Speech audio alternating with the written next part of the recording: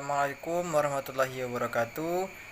Perkenalkan, nama saya Dimas Nopiansyah dari Prodi D3 Akuntansi Universitas Bengkulu dengan NPM C0C0210058. Baiklah, di sini saya akan membahas tentang recording proses. Setelah tahap identifikasi transaksi, tahap selanjutnya dalam proses akuntansi kita kenal dengan nama tahapnya, yaitu recording. Ada 3 pembagian dalam proses pencatatan ini. Yang pertama, tahap pencatatan. Mencatat transaksi berdasarkan bukti transaksinya. Kita mencatat pertama kali itu ke jurnal. Apa itu jurnal? Jurnal itu merupakan catatan akuntansi pertama kali dibuat. Jurnal terdiri dari banyak kolom-kolom jika pencatatannya secara manual. Tapi jika memakai aplikasi, maka tidak akan jumpa bentuk seperti kolom-kolom tersebut. Tetapi sebenarnya sama. Karena jurnal itu adalah tempat untuk mencatat sebuah transaksi pertama kali. Di situ ada akun yang didebitkan, ada akun yang dikreditkan, di mana jumlah akun debit dan jumlah akun kredit itu harus sama. Pada saat mencatat transaksi ke dalam jurnal, dalam mencatat transaksi ke jurnal itu harus secara kronologis. Kronologis itu apa? Kronologis itu transaksi yang dahulu atau transaksi yang lebih dahulu terjadi. Itu lebih dahulu dicatat. Kemudian, jurnal terbagi menjadi 2. Ada jurnal umum dan ada jurnal khusus. Jurnal umum biasanya digunakan pada perusahaan dagang karena transaksinya sering terulang. Tetapi kalau perusahaan jasa biasanya menggunakan jurnal umum. Kolom yang terdapat pada jurnal umum, yang pertama tanggal, nama akun, kolom referensi. Kolom referensi itu diisi dengan kode akun. Kemudian ada debit dan ada kredit.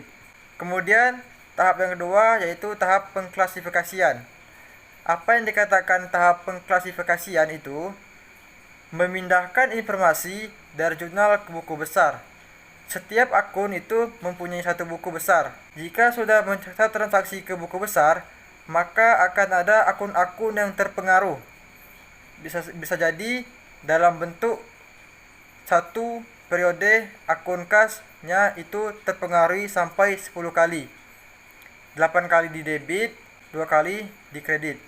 Pada saat kita memindahkan ke buku besar, maka 10 transaksi yang mempengaruhi akan muncul dalam buku besar kas, di mana 8-nya di debit dan 2-nya lagi di kredit. Kemudian yang ketiga, namanya tahap pengiktisaran. Tahap pengiktisaran itu adalah diawali dengan setiap akun itu dihitung berapa saldo setiap akhir periode, dan menyusunnya ke dalam suatu akun, yaitu neraca saldo. Apa itu neraca saldo? Neraca saldo itu adalah daftar akun beserta saldonya masing-masing. Maka definisi neraca saldo adalah daftar akun beserta saldonya masing-masing pada setiap akhir periode. Saldonya ada yang bersaldo debit dan ada juga yang bersaldo kredit. Jumlah total debit dan jumlah total kredit pada jumlah saldo harus seimbang. Seimbang saja belum tentu betul, apalagi tidak seimbang. Yang dimaksud dengan akun adalah akun itu adalah tempat di mana pengaruh dari suatu transaksi itu kita catat. Ada 5 kelompok akun utama atau 5 elemen dasar laporan keuangan. Yang pertama yaitu akun aset, akun liabilitas, akun ekuitas, akun penghasilan, dan akun beban. Setiap akun utama ini akan terbagi lagi menjadi subkelompok, dan setiap subkelompok ini akan memiliki akun-akun individual. Bentuk paling sederhana dari akun adalah seperti huruf T atau dikenal dengan akun T. Maka ada garis pemisah di bawah. Terbentuklah 2 sisi. Setiap akun itu memiliki sisi. Sisi kiri disebut sisi debit dan sisi kanan itu disebut dengan sisi kredit. Pada setiap akhir periode, setiap akun harus kita hitung berapa saldo akun tersebut pada akhir periode.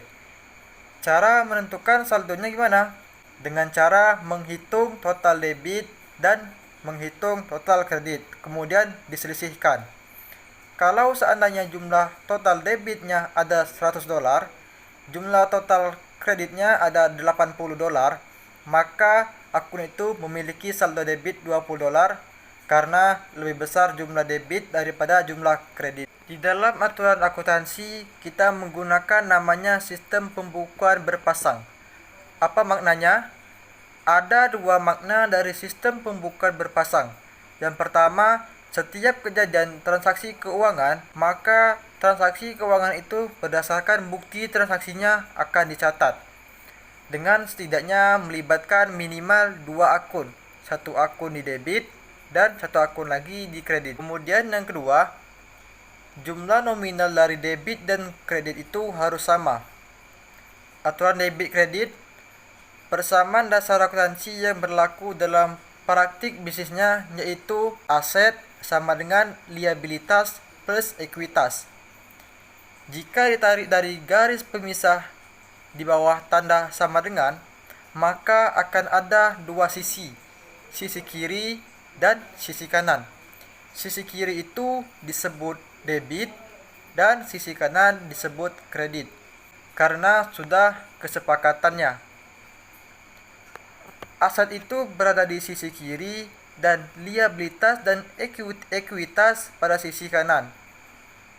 Maknanya, aset berada di sisi kiri, maka hasilnya seluruh akun kelompok aset memiliki saldo normal debit. Kenapa tidak 100% semua akun kelompok aset itu memiliki saldo normal debit? Karena ada akun merupakan bagian dari aset tapi saldo normalnya kredit. Contohnya akun akumulasi penyusutan dan cadangan piutang tidak tertagih. Itu disebut saldo normalnya kredit, bukan saldo normal debit. Kemudian, akun kelompok liabilitas dan ekuitas berada pada posisi kanan. Sehingga saldo normal dari semua akun kelompok liabilitas adalah kredit. Sedangkan untuk akun kelompok ekuitas, sebagian besar memiliki saldo normal kredit.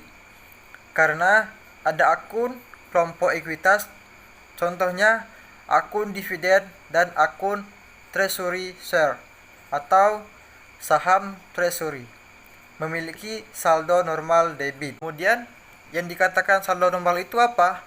Saldo normal suatu akun bisa bersaldo debit dan bisa bersaldo kredit.